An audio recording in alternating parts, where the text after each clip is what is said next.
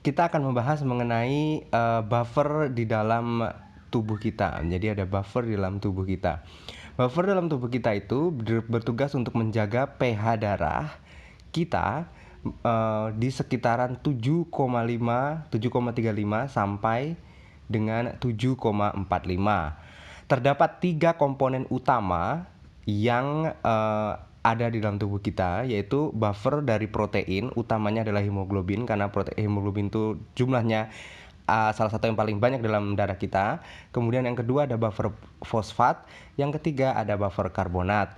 Ini adalah reaksi hemoglobin protein, yaitu hemoglobin seperti yang kita tahu dia akan menyerap oksigen, jadi HHB ditambah O2 menjadi HbO2 ditambah dengan H+. Seperti yang kita harus tahu bahwa buffer itu punya komponen asam dan komponen basa. Komponen asam selalu memiliki H lebih banyak daripada komponen basanya. Sehingga HHB ini adalah asam, HbO2 ini tulisannya agak-agak jelek ya. Bukan agak jelek sih, jelek banget. Coba saya perbaiki dulu. Ini HbO2 ini adalah hemoglobin yang sudah menangkap oksigen dalam pernapasan kita. Jadi di sini adalah HbO2. Kita lihat jumlah hidrogennya cuma 1 di sini 2, berarti ini adalah komponen asamnya. Ini adalah komponen basanya. Kemudian kalau buffer fosfat itu adalah H2PO3- ini juga ditemukan dalam darah kita, terion menjadi HPO32- ditambah H+. Ini asamnya. Ini kita lihat hidrogennya ada 2, di sini hidrogennya cuma 1, berarti yang lebih banyak adalah asamnya. Ini asam, komponen asamnya, ini komponen basanya. Kemudian yang ketiga adalah karbonat. Karbonat ini berasal dari CO2. CO2 yang ada dalam darah kita. CO2 asalnya dari mana? CO2 tentu saja dari hasil pernafasan. CO2 ini asalnya dari hasil respirasi dari sel. Seperti yang kita tahu, sel itu akan menghasilkan CO2, kemudian dibawa ke darah, di darah baru dibawa ke paru-paru, di paru-paru baru dihembuskan menjadi CO2 seperti kita menghembuskan nafas. Nah, CO2 di dalam darah itu bisa bereaksi dengan air yang ada dalam darah kita membentuk asam karbonat. Ini dia, asam karbonat itu H2CO3. Asam karbonat ini kemudian akan terion menjadi HCO3-. Ini komponen asamnya, ini hanya ada 2, H2CO3. Ini hanya ada 1, berarti ini adalah komponen basanya. Ini komponen asam. Ini jelek sekali tulisannya, kita hapus dulu. Ini adalah komponen asamnya. Kemudian HCO3-nya adalah komponen basa. Sebentar kita lengkapin dulu. Oke, ini adalah komponen asamnya.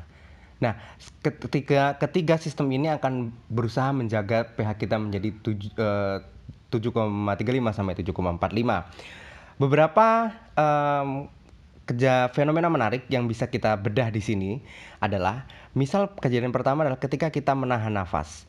Ketika kita menahan nafas, seperti yang kita tahu berarti kan ini berurusan dengan respiratory system kita ya, pernafasan kita, karena CO2 ini kan erat kaitannya dengan nafas dong. Jadi misalkan kita menahan nafas kita, itu yang kita lakukan sebenarnya adalah dia menahan CO2 yang dihasilkan dari pernafasan untuk tidak keluar, ya kan? Karena kita menahan gitu.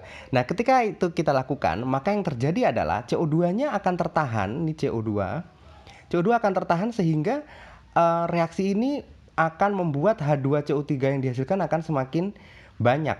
Kenapa? Karena sebagai prinsip kesetimbangan, ketika CO2 ini meningkat konsentrasinya, kesetimbangan akan bergeser ke arah kanan sehingga H2CO3 diproduksi lebih banyak. Itu artinya akan menghasilkan asam yang lebih banyak. Jadi sebenarnya ketika kita menahan nafas, itu kita akan cenderung menurunkan pH kita.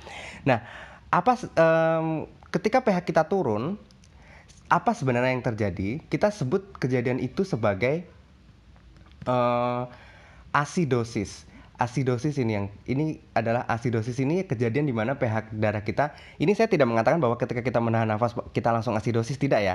Saya mengatakan bahwa ketika CO2 nanti akan berlebihan di dalam tubuh kita, maka yang terjadi adalah pH itu akan turun. Ketika pH turun, itu disebut dengan asidosis. Nah, itu asidosis tentunya akan menstimulasi sensor-sensor dalam tubuh kita melalui sensor saraf dan sebagainya, kemudian dikirim ke otak kita, sehingga nanti otak kita akan merespon, Ini kayaknya kamu bernafasnya terlalu lambat deh, respiratory system kamu terlalu lambat sehingga CO2 nggak bisa keluar nih, ayo keluarin CO2-nya gitu. Sehingga kita akan cenderung untuk kemudian meningkatkan rate of respiration. Jadi kalau kamu menahan nafas kan kira-kira nanti akan lama-lama nggak betah ya, kayak nahan nafas 13 detik itu kalau udah bisa udah bagus banget tuh. Nah itu terjadi, perasaan itu ditimbulkan oleh sensor ini tadi sehingga dia harus ayo nafas-nafas, tingkatin nafas supaya CO2-nya bisa dikeluarkan. Nah ini kemudian selanjutnya adalah CO2 bisa dikeluarkan, ini kadar CO2 diturun dalam darah. Kita lihat ketika CO2 turun, misalkan dia sekarang ini turun ya, maka CO2 turun seperti prinsip kesetimbangan, maka dia akan bergeser ke arah kiri. Ya kan, untuk meningkatkan ini. Ketika dia CO2 turun, maka H2CO3 juga akan turun gitu. Ketika H2CO3 turun, itu artinya apa? Nih lihat, H2CO3 turun. Itu karena ini adalah komponen asam dari buffer kita, asam turun, maka dia pH-nya akan naik. Nah, itu sistem kesetimbangannya seperti itu. Kemudian gimana contohnya kalau yang pH-nya berlebihan? pH-nya pH-nya ketinggian gitu. Nah, ini terjadi, ini skema yang kedua yaitu pH naik.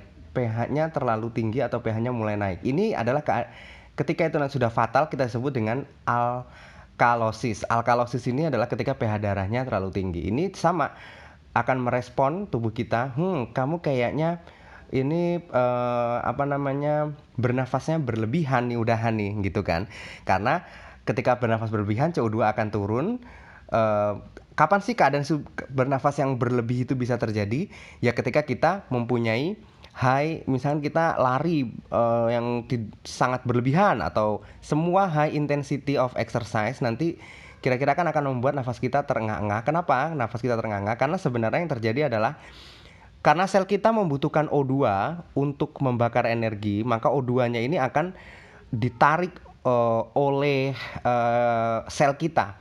Sehingga yang terjadi adalah O2 di dalam darah itu akan turun karena diserap oleh sel. Ketika O2-nya turun, maka seperti prinsip kesetimbangan dia akan geser ke kiri.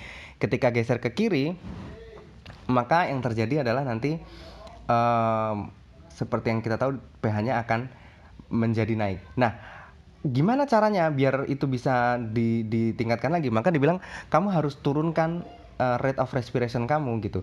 Rate of respiration ini ketika diturunkan, maka dia akan seperti yang tadi, menjaga CO2 untuk tidak keluar banyak-banyak lagi, hingga CO2 akan tinggi. Ketika CO2 kadarnya tinggi, kita akan ke buffer karbonat lagi, maka dia akan menghasilkan asam karbonat lebih banyak. Kenapa? Karena kalau ini naik,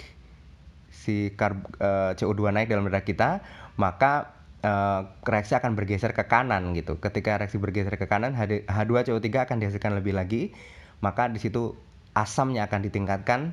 Makanya di sini ketika asamnya ditingkatkan, ya tentu saja pH-nya akan naik. Nah, ini adalah sistem buffer kita yang berkaitan dengan sistem pernafasan. Jadi ini tadi sistem pernafasan kita membantu bagaimana untuk menjaga pH.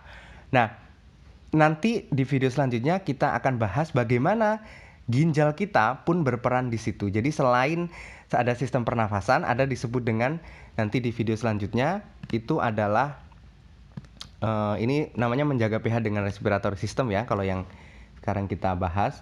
Maka yang kedua nanti kita akan bahas mengenai bagaimana penjagaan pH ini juga dilakukan oleh renal system. Renal system ini nanti akan berkaitan dengan ginjal.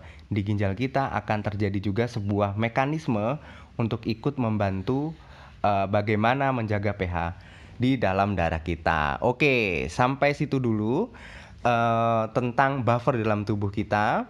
Nah, tadi ada contohnya juga. Kita akan kembali lagi di video yang berikutnya.